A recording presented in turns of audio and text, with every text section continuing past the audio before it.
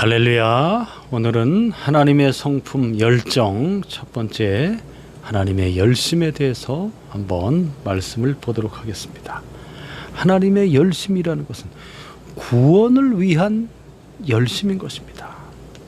이 세상을 구원하시기 위해서 바로 죄로 말미암아 사망에 빠진 인간을 천하 만민을 구원하고자 하는 열심을 하나님이 갖고 계시는 겁니다.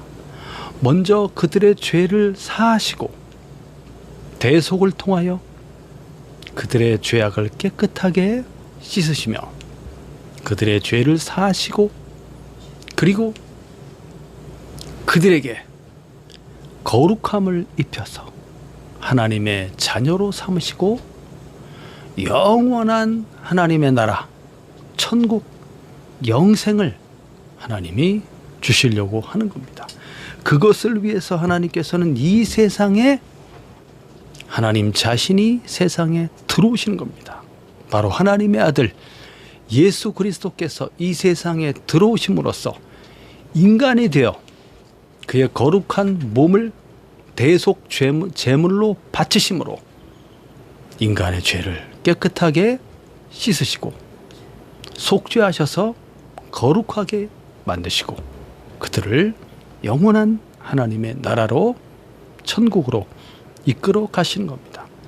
그것을 하기 위해서 하나님께서는 한 사람을 택하신 겁니다. 그 사람이 바로 아브라함이죠. 그래서 예수 그리스도가 아브라함의 후손으로 인간이 되어 세상에 들어오시는 겁니다. 다시 말해서 아브라함은 하나님 아들 예수 그리스도의 조상이 되는 거죠. 인간이 되셔야 하기 때문에 그래서 하나님 아버지께서는 한 사람 아브라함을 택하셨고 그에게 땅을 주시고 그에게 자손을 번성하게 하시고 그에게 복을 주심으로써 아브라함과 아브라함의 후손들이 이제 약속하신 그 땅을 차지하게 되고 번성하게 되고 하나님의 복을 받으며 그 후손들을 통하여서 천하 만민이 복을 받게 되는 거죠. 자, 그래서 하나님이 아브라함을 택하셨고 그리고 그 아들 이삭 그리고 이삭의 아들 야곱 이렇게 세상을 구원하기 위한 하나님의 구원 계획이 실행되어 나가게 되는 것입니다. 자, 그래서 하나님의 언약 구원의 그 약속은 자, 아브라함을 하나님이 부르셨죠. 아브라함을 바로 지도해 보시면 갈대아 우르라는 지역에서 부르셔서 유프라테스 강을 따라서 하란이라는 곳에 오게 되고 하란에서 아브라함이 75세 때 이제 하나님의 명령을 따라서 가나안으로 들어오게 되는 것입니다. 자, 아브라함으로부터 이제 세상을 구원할 하나님의 아들 예수님이 오시기까지 2000년의 시간이 걸리게 되는 겁니다. 아브라함과 그 아브라함의 복이 이삭과 야곱에게 이어져 가게 되고 그리고 그 이후로 2000년 후에 아브라함과 다윗의 후손으로 하나님의 아들 예수님이 이 세상에 들어오시게 되는 거죠. 긴 시간이 걸리게 되는 겁니다. 이렇게 하나님의 구원의 약속은 반드시 이루어지게 되는 겁니다. 자, 그러한 이 하나님의 약속 가운데 이제 아브라함이 택하심을 받았고 그 아브라함의 복이 그 아들 이삭에게로 가게 되죠. 이삭은 믿음으로 낳은 아들입니다. 몇 세에 낳았습니까? 100세에.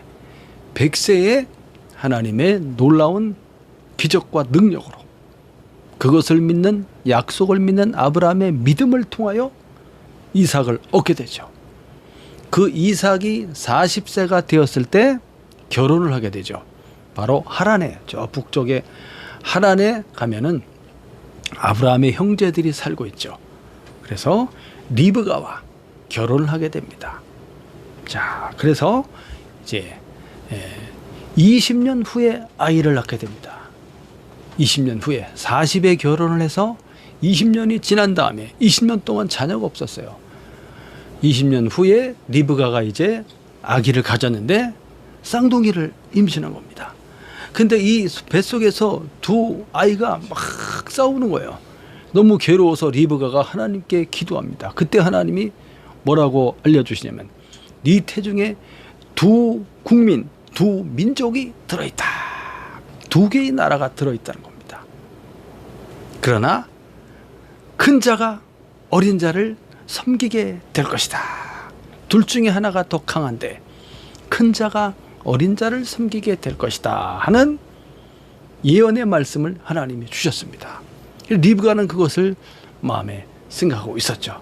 그리고 아이가 태어났는데 첫째 아이가 에서, 둘째는 야곱이었죠. 그래서 야곱이 형의 발 뒤꿈치를 붙잡고 나오게 됩니다. 그래서 발 뒤꿈치를 잡았다 해서 이름이 야곱이게 된 거죠. 아차 하는 순간에 형의 자리를 놓치게 된 겁니다. 그러나 리브가는 하나님이 주신 예언의 말씀을 딱 마음에 담고 있었습니다. 그러면서 이제 세월이 지나가면서 아버지 이삭은 에서와 야곱 중에 누구를 더 좋아했을까요? 에서를 더 좋아했습니다.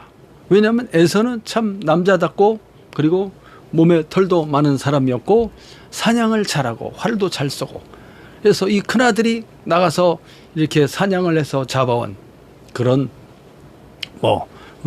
사슴이나 사냥이나 뭐 이런 것들을 고기를 요리해서 주면은 아버지가 아주 좋아했어요. 자, 그리고 엄마는 누구를 좋아했을까요? 어머니 리브가는 야곱을 사랑했습니다. 참 신기하죠?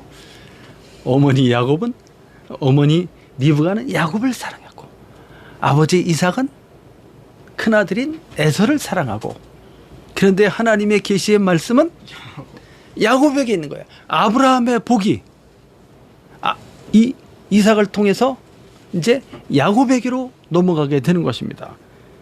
자, 왜 그럴까요? 왜 그렇게 될까요? 그 다음 페이지에 보시면 하나님의 그 구원에 있어서는 하나님의 주권으로 이 모든 구원을 결정하는 것입니다. 누구를 구원할 것인가, 누구를 선택할 것인가 하는 것은 하나님의 주권에 달려 있습니다. 그래서 무조건적으로 하나님께서는 야곱을 사랑한 거예요. 어머니의 태중에서 어떤 일도 하기 전에 하나님께서는 둘째인 야곱을 선택하셨습니다. 그리고 그에게 은혜를 베푸셨고 무조건적으로 사랑하셨고 아브라함의 복이 그 야곱에게 가도록 하나님이 그렇게 이끌어 주시고 은혜를 베풀어 주시는 겁니다. 그러나 에서는 어떻습니까? 하나님께서 그를 택하지 않으시는 겁니다. 누구를 구원하기로 선택할 것이냐 택하지 않을 것이냐 하는 그 권한은 누구에게 있습니까? 인간에게 있는 것이 아니라 하나님께 있다는 것입니다. 에서는 타고난 권위를 갖고 있었습니다. 무슨 권위를 갖고 있었습니까? 큰아들 장자의 권위를 갖고 있었죠. 장자권이라고 하죠. 장자권. 그래서 당연히 아버지 이삭은 장자에게 그를 축복하여서 하나님의 언약 약속의 그 말씀이 아버지 아브라함에서부터 또 자기에게서부터 그 다음 아들에게 장자에게 내려가기를 원하였던 거죠. 근데 그것이 아니라는 거예요. 하나님의 뜻은 타고난 권위, 그의 어떤 노력이나 행위를 통해서 구원을 받는 것이 아니라는 것을 이 두 쌍둥이의 삶을 통해서 하나님이 보여주는 겁니다. 자, 그래서 아차에서 둘째로 태어난 야곱은 항상 무엇을 생각합니까? 장자권에 대해서 그것을 귀하게 생각하고 하나님의 예언의 말씀이 어떻게 자기에게 실현될지 그것을 항상 관심을 갖고, 이것이 바로 영적인 겁니다. 그런데 에서는 그런 것을 큰 관심이 없었던 거죠. 등한히 경홀히 소홀히 여겼던 겁니다. 어느 날 이 에서가 사냥을 하고 돌아왔는데 배가 몹시 고픈데 그때 야곱이 뭘 했습니까? 맛있는 팥죽을 싹 끓여가지고 아주 구수하고 좋은 냄새를 풍기면서 형이 들어왔을 때 이걸 갖다가 보여주면서 이걸 줄 테니 형의 고난을 나에게 주시오, 파시오, 이렇게 된 거예요. 지금 배가 고파 죽겠는데 응? 형이 무슨 대수냐 네가 형 해라 하고 장자권을 팥죽 한 그릇에 팔아버리게 된 거죠. 이것이 그냥 뭐 큰 의미 없는 일처럼 보이지만 영적으로 대단히 중요한 것입니다. 성경에 에서는 장자의 고난을 소홀히 하찮게 여겼다고 기록되어 있어요. 이것을 야고보서에는 망령된 행실이라고 나옵니다. 망령된 행실. 야곱은 그러나 이것이 얼마나 귀중하고 가치가 있는지에 대해서 늘 생각했던 거죠. 작은 행동이지만 어떻게 보면 꼼수일 수가 있고, 어떻게 보면 잔꾀일 수가 있고, 어떻게 보면 계략일 수도 있겠습니다. 에서 입장에서 보면은. 그러나 야곱은 그렇게 해서라도 이 귀한 것을 먼저 자기가 자기 쪽으로 돌려놓고자 하는 그런 아주 작은 몸부림, 믿음과 소망의 어떤 그 강한 욕구, 그런 것으로 우리가 이해할 수가 있겠습니다. 자, 그리고 나서 이제 아버지 이삭이 나이가 더 많이 들면서 눈이 침침해지고 해서 이제는 축복을 해줘야 되겠다 해서 이제 에서에게 말하죠. 사냥을 해갖고 오너라. 그러면 내가 먹고서 너를 위해 복을 축복 기도를 해주겠다. 이렇게 된 거죠. 그때 이제 야곱은 무엇을 하기로 결정합니까? 그 어머니 리브가가 야곱을 불렀어요. 야, 이거 하나님의 그 언약이 너에게로 가야 되는데 지금 아버지가 잘못된 지금 일을 하고 있는 거죠. 그래서 이제 작전을 짭니다.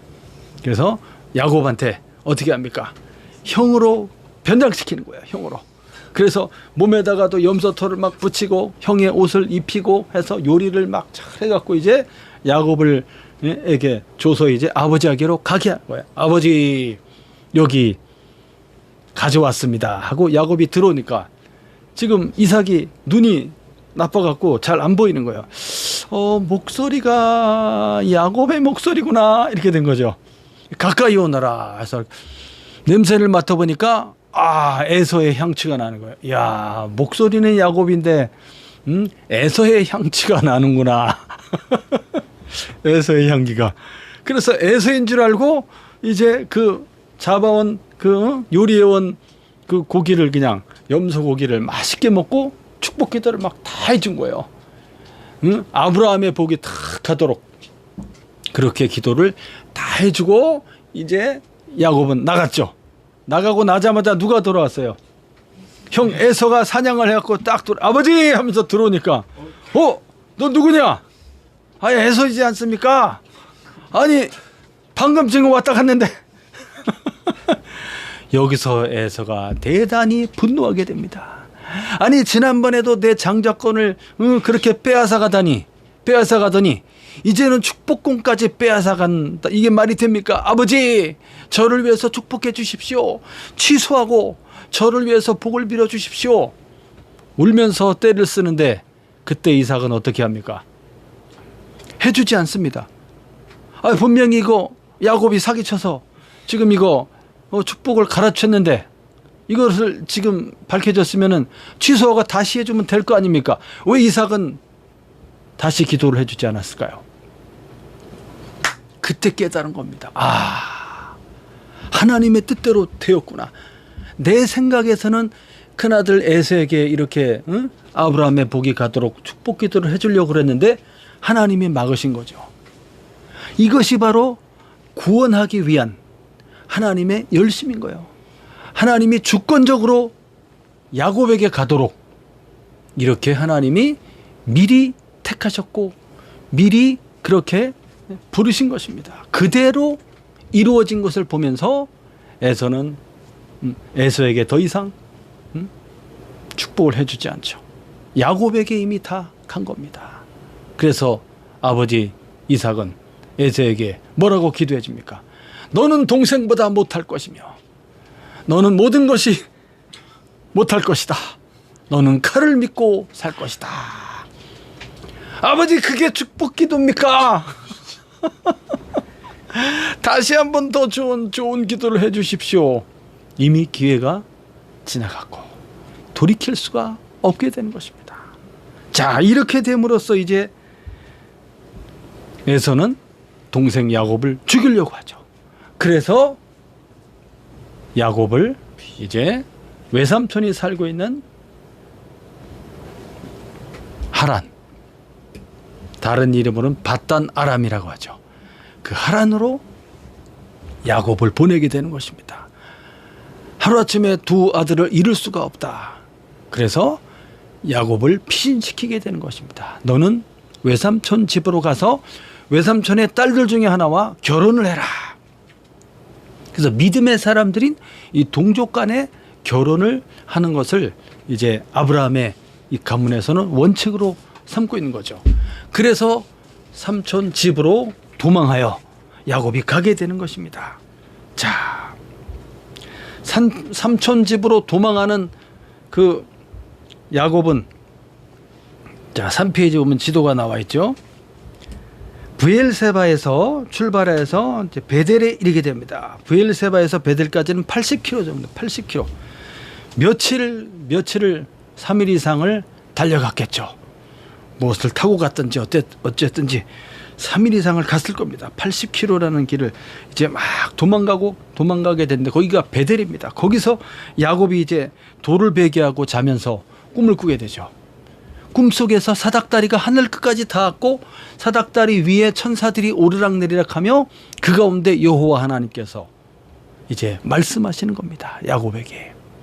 네가 누운 땅을 너와 내 자손에게 줄 것이며 그리고 너를 다시 이 땅으로 돌아오게 하겠다.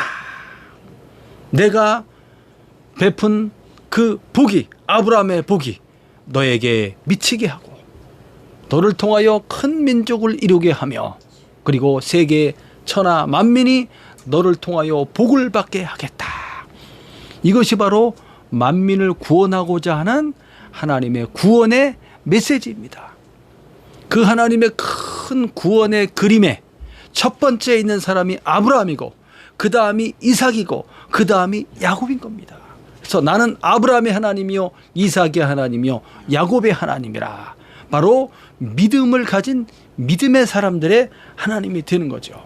그들의 그 믿음을 통해서 이제 정말로 한 큰 민족을 이루게 되는 것입니다. 그 민족이 이스라엘 민족이죠.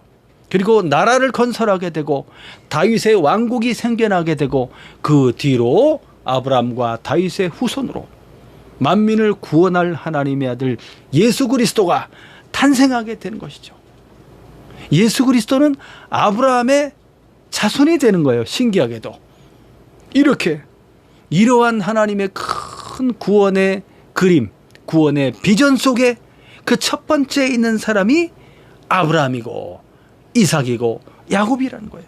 그 야곱이 그 하나님의 구원의 메시지를 받아서 이렇게 지금 고난의 길로 가고 있는 것입니다. 그가 무슨 장자권 이런 거 생각하지 않고 그냥 살았으면 편하게 살았을 수도 있을 거예요. 그러나 자기를 통한 하나님의 구원의 놀라운 뜻이 이루어지는 그것을 경험하고 싶었던 거죠. 자, 그래서 베델에서 그렇게 꿈을 꾸면서 이 야곱은 와, 하나님이 바로 여기 계셨구나. 그래서 그 돌에다가 기름을 붓고 이제 하나님께 소원을 하게 되죠. 그래서 이곳이 하나님의 집입니다. 그래서 이름이 베델이라는 이름이 되는 거예요. 베델, 하나님의 집. 여기가 하나님의 전이 될 것이며 하나님께서 저를 지켜주시고 그리고 먹을 것을 주시며 입을 옷을 주시고 그리고 마침내 이 고향으로 돌아오게 해주신다면 여호와 하나님은 나의 하나님이 될 것이며 그리고 나는 10분의 1을 하나님께 드리겠습니다 하는 것이 바로 야곱의 소원이죠. 그렇게 해서 야곱은 어디로 갑니까? 외삼촌 라반이 살고 있는 하란으로 가고 그 하란에서 이제 어떻게 되는 거예요? 어머니 아버지가 말씀하신 대로 그 외삼촌의 딸과 결혼을 하게 되는 것이죠. 하란성에 들어갔을 때 처음 만난 그 여인이 누구였습니까? 외삼촌 라반의 둘째 딸인 라헬이었던 거예요. 보자마자 사랑에 빠졌고 그래서 이제 라반이 되게 더 꾀가 많은 사람입니다. 야곱보다도 훨씬 꾀가 많은 사람이야. 그래서 야곱을 보니까 아주 성실하고 일을 잘해. 그래서 이제 부려먹는 거죠. 부려먹는 거. 공짜로. 월급도 주지 않고. 그래서 그래 네가 우리 둘째 딸 라헬을 사랑하니 우리 고장에서는 그냥 딸을 주는 법이 없네. 7년 동안 봉사해 주시게. 그래서 7년을 그냥 7일처럼 여기고 막 열심히 일을 해서 그냥 너무나 사랑했기 때문에 그래서 7년이 돼서 결혼식 하는 그날 밤에 이제 결혼식을 치르고 자고 일어났는데 깨보니까 누구예요? 라헬이 아니고 언니 첫째 레아였어요. 레아. 깜짝 놀래. 아니 삼촌 이런 법이 어디 있습니까? 그랬더니 삼촌이 뭐라고 그래요? 우리 고장에서는 둘째가 먼저 시집가는 법이 없네. 첫째가 먼저 가야 된다는. 그럼 어떻게 합니까? 다시 7년을 봉사해 주게. 그래서 무려 14년을 봉사하게 되는 거예요. 14년을 무료로. 자 이렇게 해서 이제 우여곡절 끝에 야곱은 아내를 4명이나 얻게 됩니다. 첫째 딸 레아 그리고 둘째 딸 라헬 첫째 그 다음에 실바 비라 이렇게 요정까지 둘을 더해서 4명의 아내를 통해서 12명의 아들들을 낳게 되는 것입니다. 12명. 이것이 바로 하나님께서 야곱을 통해서 이루시고자 하는 놀라운 비전의 기초를 만들어 가시는 겁니다. 큰 민족을 이루게 하기 위한 그 기반이 되는 12명의 아들을 주시는 거예요. 그래서 4명의 아내를 허락하시게 되는 겁니다. 그래서 이제 야곱의 나이를 한번 나중에 계산해 보십시오. 야곱이 이제 요셉을 애굽에서 만날 때 그때 나이가 130세가 되고요. 요셉이 총리로서 이제 있었죠. 그래서 요셉을 만날 때 요셉의 나이는 39살이 됩니다. 그래서 130에서 39살을 빼면은 91세가 되죠. 91세 때 야곱이 요셉을 낳은 때입니다. 요셉을 낳은 때가 되고 그리고 이제 야곱이 브엘사바에서 이제 하란으로 도망쳐 갈 때 그때의 나이를 계산해 보면 77세가 되는 거예요. 나중에 한번 계산해 보세요. 91세에 요셉을 낳게 되는 것이니까 그리고 이 야곱은 147세를 살아갑니다. 147세. 그러니까 요즘 나이 계산으로 생각하지 말고 91세라지만 147세를 살았기 때문에 그래도 자녀를 생산할 수 있는 그런 나이로 보여집니다. 그래서 레아를 위해서 7년, 라헬을 위해서 7년 봉사한 것이 있기 때문에 90일에서 14년을 빼면 77세가 되죠. 그래서 77세쯤에 브엘세바에서 형을 피해서 하란으로 도망을 가게 되는 그 나이가 나오게 되는 것입니다. 자, 그래서 이제 오늘 읽을 말씀이 창세기 30장 25절에서 43절 말씀입니다. 25절에 보면 라헬이 요셉을 낳았을 때 이때가 바로 야곱이 가장 사랑했던 그 여인으로부터 첫 아들이 탄생하게 되는 거예요. 그래서 그 시간이 무려 20년이 걸리게 된 거예요. 도망쳐 와서 삼촌네 집에서 14년을 봉사하고 그 다음에 6년을 더 무료 봉사를 한 거예요. 6년을 더. 그때 이제 낳은 아들이 요셉인 거지. 요셉. 그래서 이때가 되자 야곱은 이제는 돌아갈 때가 됐다라고 생각을 하는 겁니다. 물론 하나님께서 이제 때가 되었다라고 야곱에게 알려주게 되죠. 25절 한번 읽어보겠습니다. 시작. 라헬이 요셉을 낳았을 때 야곱이 라반에게 이르되 나를 보내어 내 고향 나의 땅으로 가게 하시되 내가 외삼촌에게서 일하고 얻은 처자를 내게 주시오. 나로 가게 하소서. 내가 외삼촌에게 한 일은 외삼촌이 아시나이다. 라반이 그에게 이르되 여호와께서 너로 말미암아 내게 복 주신 줄을 내가 깨달았노니 내가 나를 사랑스럽게 여기거든 그대로 있으라. 또 이르되 내 품삯을 정하라. 내가 그것을 주리라. 야곱이 그에게 이르되 내가 어떻게 외삼촌을 섬겼는지 어떻게 외삼촌의 가축을 쳤는지 외삼촌이 아시나이다.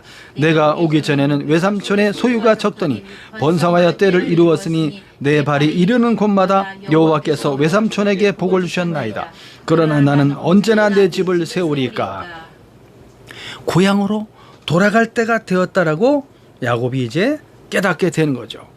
자, 그래서 외삼촌에게 돌아가겠다고 말하니까 외삼촌이 뭐라고 말합니까? 네가 그동안 나와 함께 있으면서 내가 참 잘 되었는데 간다니 무슨 말이냐. 섭섭하다. 네가 나를 사랑한다면 여기 머물렀으면 좋겠다 하면서 품삯을 정해라. 내가 주겠다. 이렇게 말하는 거죠. 그동안 20년 동안 일하였지만 품삯을 한 번도 제대로 주지 않았고 10번이나 속였다고 그랬습니다. 어겼다고 그랬습니다. 야, 그런데 또 지금 하고 있는 이 말은 말뿐인 거예요. 아무리 무슨 계약서를 쓰고 사인해봐야 그건 종이에 불과합니다. 그래서 야곱이 이제 하소연을 하는 거죠. 제가 오고 나서부터 삼촌의 소유가 어떻게 됐습니까? 얼마나 많이 늘어났습니까? 제가 가는 곳마다 삼촌에게 하나님께서 복을 주셔서 이렇게 잘 되었는데 저는 언제 집을 세우겠습니까? 지금 식구는 몇 명이에요? 11번째, 요셉이 11번째 아들이에요. 근데 고향으로 돌아가는 게 12번째 아들인 이제 베냐민을 낳게 되죠. 자, 31절부터 또 읽어보겠습니다. 시작. 라반이 이르되 내가 무엇으로 내게 주랴. 야곱이 이르되 외삼촌께서 내게 아무것도 주시지 않아도 나를 위하여 이 일을 행하시면 내가 다시 외삼촌의 양떼를 먹이고 지키리이다. 오늘 내가 외삼촌의 양떼에게 두루 다니며 그 양 중에 아롱진 것과 점 있는 것과 검은 것을 가려내며 또 염소 중에 점 있는 것과 아롱진 것을 가려내리니 이 같은 것이 내 품삯이 되리이다. 후일에 외삼촌께서 오셔서 내 품삯을 조사하실 때 나의 의가 내 대답이 되리이다. 내게 혹시 염소 중 아롱지지 아니한 것이나 점이 없는 것이나 양 중에 검지 아니한 것이 있거든 다 도둑질한 것으로 인정하소서. 라반이 그래 그러니까 내가 자네에게 품삯을 주겠네. 그랬더니 야곱이 뭐라고 그럽니까? 외삼촌은 더 이상 아무것도 안 주셔도 됩니다. 한 번도 준 적이 없기 때문에. 그러나 나를 위해서 이것만큼은 해 주십시오. 그래 뭐냐 그랬더니 뭐라고 말합니까? 보통 양이나 염소들은 다 색깔이 힙니다. 흰색이에요. 근데 가끔 가다가 한 번씩 검은 양이나 무슨 아롱지다라는 것은 뭐냐면 이 반점이 있는 것을 가리켜. 반점, 얼룩얼룩 반점이 있으니까 얼룩덜룩한 것을 가리킵니다. 그 다음에 얼룩무늬, 줄무늬들, 그 다음에 이 검은 거 이런 것들은 가끔 가다가 어쩌다 한번 다 그냥 하얀 거 나와요. 어쩌다 한번 나오는 것들이 그런 것들을 제 품삯으로 해 주십시오라고 말하는 거죠. 야, 라반이 들을 때 어때요? 웬 이렇게 좋은 조건을 제시하는가? 역시 이 바보이거나 천재이거나 둘 중에 하나인데 어쨌든 간에 아니 이런 좋은 조건을 제시하다니 너무나 기분이 좋았죠. 야곱은 뭐라고 말합니까? 33절에 나중에 품삯을 조사하실 때 나의 의가 내 대답이 될 것입니다. 이 말은 뭐냐면 자 이제 삼촌의 양 중에서 양이나 염소 중에서 검은 것이나 아롱진 것 얼룩덜룩한 것이나 줄무늬 있는 것들은 전부 빼요. 빼서 이제 삼촌의 아들들에게 다 맡겨버리고 이제 삼촌의 양 깨끗한 것들만 흰색들만 이제 야곱이 데리고 100km 정도 떨어져서 거기서 이제 시작하는 거예요. 거기서 이제 양을 치기 시작합니다. 그러면 거기서부터 이제 새롭게 태어난 그런 양이나 염소 중에 검은 거나 아롱진 거 얼룩덜룩 줄무늬 점박이 이런 것들은 야곱의 것이 된다는 거죠. 나중에 삼촌께서 조사하러 올 거 아닙니까? 그때 나의 의는 정직함을 말하는 거야. 저는 절대 속이지 않고 이렇게 정직하게 일을 했습니다. 그랬을 때 나의 정직함이 증명될 것입니다. 이겁니다. 자, 그 뜻이에요. 자, 그렇게 돼서 자, 이 8페이지 사진에 보면 이런 모습이죠. 이 양이나 염소가 이렇게 막 얼룩덜룩 점이 막 있고 이런 애들, 이렇게 가운데 보면 새카만 애들, 귀엽죠? 새카만 애들이 있거나 완전히 질서가 없이 그냥 막 얼굴 시커멓고 막 다리도 시커멓고 막 이런 애들이 나옵니다. 이런 것들은 야곱의 것이 되는 겁니다. 34절부터 보겠습니다. 시작. 라반이 이르되 내가 내 말대로 하리라 하고 그날에 그가 수점소 중 얼룩무늬 있는 것과 점 있는 것을 가리고 암염소 중 흰 바탕에 아롱진 것과 점 있는 것을 가리고 양 중에 검은 것들을 가려 자기 아들들의 손에 맡기고 자기와 야곱의 사이를 사흘 길뜨게 하였고 야곱은 라반의 남은 양떼를 치니라. 야곱이 버드나무와 살구나무와 신풍나무의 푸른 가지를 가져다가 껍질을 벗겨 흰 무늬를 내고 그 껍질 벗긴 가지를 양떼가 와서 먹는 개천에 물 구유에 세워 양떼를 향하게 하며 그때가 물을 먹으러 올 때 새끼를 베니 가지 앞에서 새끼를 뱀으로 얼룩얼룩한 것과 점이 있고 아롱진 것을 낳은지라. 자, 라반이 그래서 야곱의 말대로 그렇게 하기로 하고 3일 길은 한 100km 정도 됩니다. 사이를 이제 거리를 두게 하고 하얀 야곱의 삼촌의 양을 야곱이 이제 기르게 되는 거죠. 자, 그렇게 했을 때 야곱은 이제 어떤 일을 하냐면 37절에 보니까 세 종류의 나무가 나오죠. 버드나무, 이 버드나무는 포플러 나무를 가리키고 우리나라 말로 미루나무라고 하죠. 키가 큰 나무. 그리고 살구나무, 이 살구나무로 번역되어 있는데 이것은 본래 아몬드 나무를 가리킵니다. 아몬드 나무. 그리고 신풍나무라고 번역된 것은 플라타너스 나무. 그래서 이 세 가지의 이 나무의 가지를 꺾어서 그 가지에 이제 중간중간을 칼로 베끼는 겁니다. 칼로 베끼면 어때요? 이 나무까지는 푸르스름하지만 칼로 베끼면 속은 흰 거죠. 그래서 얼룩덜룩한 무늬를 야곱이 만든 겁니다. 그리고 이제 개천에 양들이 물 먹으러 올 때 그때 물가에다 이걸 세워놓는 거예요. 양들이 먹는 물 구유에다가 딱 세워서 양들로 하여금 그거를 보게 하는 겁니다. 그래서 튼튼한 양들이 오게 되면 그거를 딱 세워서 딱 잘 보여주고 비실비실한 양들이 오면 걷어요. 그래서 삼촌의 양은 비실비실한 양들이 낳은 새끼들이 삼촌의 양이 되고 튼튼한 양들이 왔을 때 신기하게도 이것을 얼룩덜룩한 것을 보여주게 되면 어떤 양을 낳는 거예요? 얼룩덜룩한 거, 검은 거, 막 줄무늬 있는 이런 것들이 막 나오게 되는 거죠. 그런 것들은 다 튼튼한 양입니다. 어떻게 이런 일이 일어날 수가 있느냐는 거죠. 이게 과학적으로, 유전적으로 이게 될 수 있습니까? 이걸 보여줬다고 그래서 양이 그걸 보고서 이게 어떻게 유전의 변이가 생겨갖고 나올 수 있습니까? 그렇지 않다는 거예요. 믿음의 행동이에요. 아주 간절한, 아주 절박한 고향으로 돌아가야 되는데 아무것도 지금 삼촌은 주지 않고 없는 가운데 하나님께서 나를 지켜보고 계신다. 이 모든 것을 하나님께서 보셨다라는 그 믿음, 그리고 나를 빈손으로 돌아가게 하지 않을 것이다라는 이 확실한 믿음을 야곱이 갖고 있는 것입니다. 그러므로 야곱이 이런 꾀를 내었지만 이것은 뭡니까? 믿음으로 한 행동이라는 거예요. 믿음으로 한 행동. 상당히 이것은 어떻게 보면 엉뚱해 보일 수도 있겠습니다. 그러나 대단히 이것은 창의적인, 누구도 생각하지 못한 대단히 창의적인 그런 전략적인 그런 행동이었다는 것이에요. 그래서 한마디로 말하면 이 야곱은 바보 아니면 천재인 거죠. 그러나 그는 라반이 볼 때는 바보였죠. 결과적으로는 어때요? 결과적으로는 라반이 깜짝 놀라는 거예요. 내 양을 다 훔쳐가다니 덮어 씌우는 겁니다. 나중에 라반이 화가 단단히 납니다.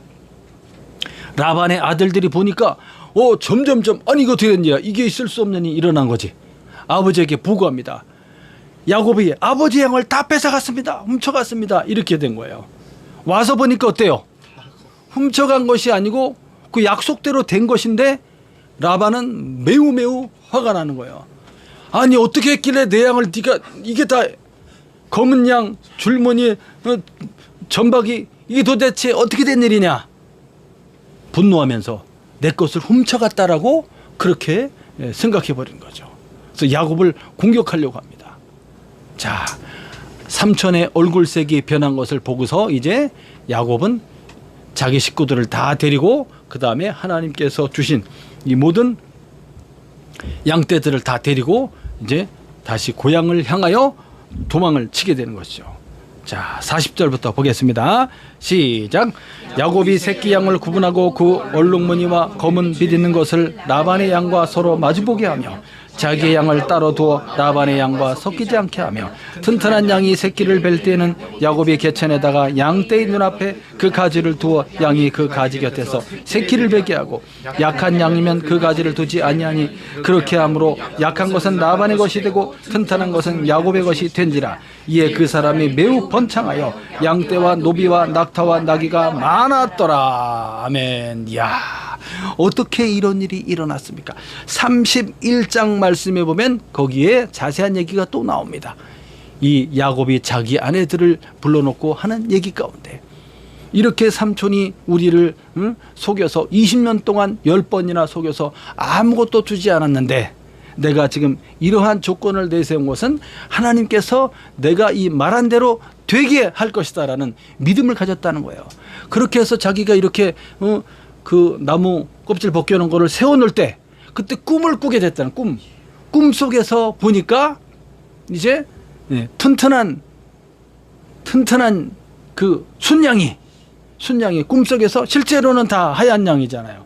근데 꿈속에서는 그 교배할 때 보니까 수컷 양이 아주 얼룩무늬가 있고 점이 있고 새카만 그런 양들이 이제 암컷과 교배하는 장면을 보게 되는 거예요. 꿈속에서. 그리고 하나님께서 야곱에게 말씀하신 게 있습니다. 말씀하시는 내용이 점이 있는 것이면 점 있는 것이 나오게 될 것이다. 네가 생각한 대로 줄무늬가 있는 것이면 줄무늬 있는 것이 너의 양이 될 것이다 라고 하나님이 말씀하셔요. 야곱이 그렇게 행동할 때 야곱의 마음에 확신을 하나님이 주신 거죠.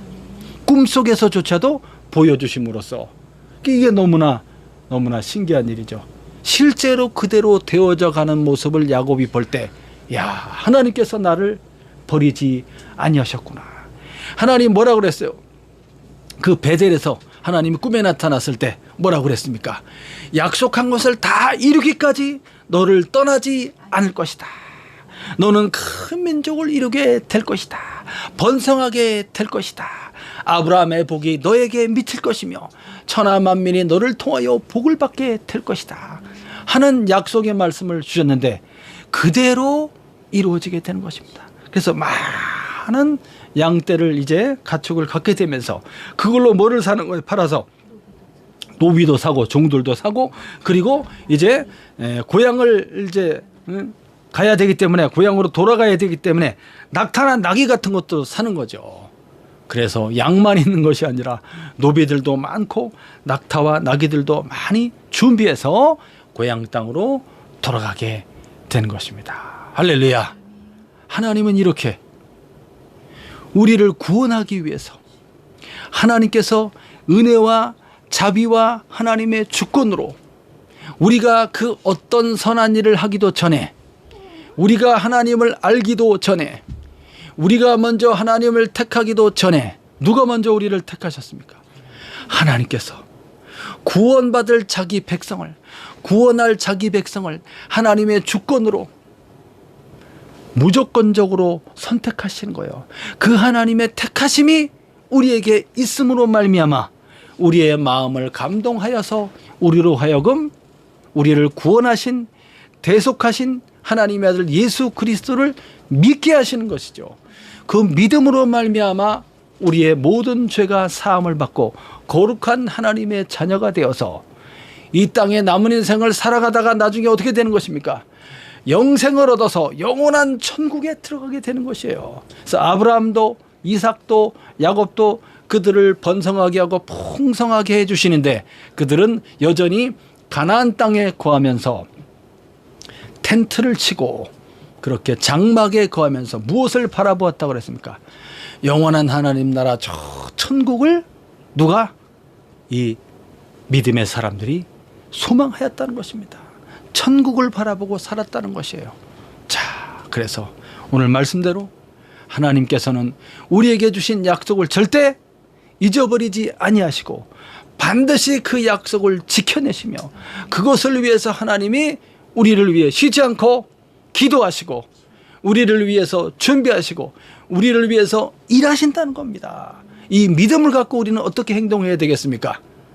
정직하고 신실하고 성실하고 바르게 고난이 와도 인내하면서 끝까지 하나님의 선하심을 믿고 그리고 이웃과 형제와 남을 대할 때 어떻게 대해야 되겠습니까?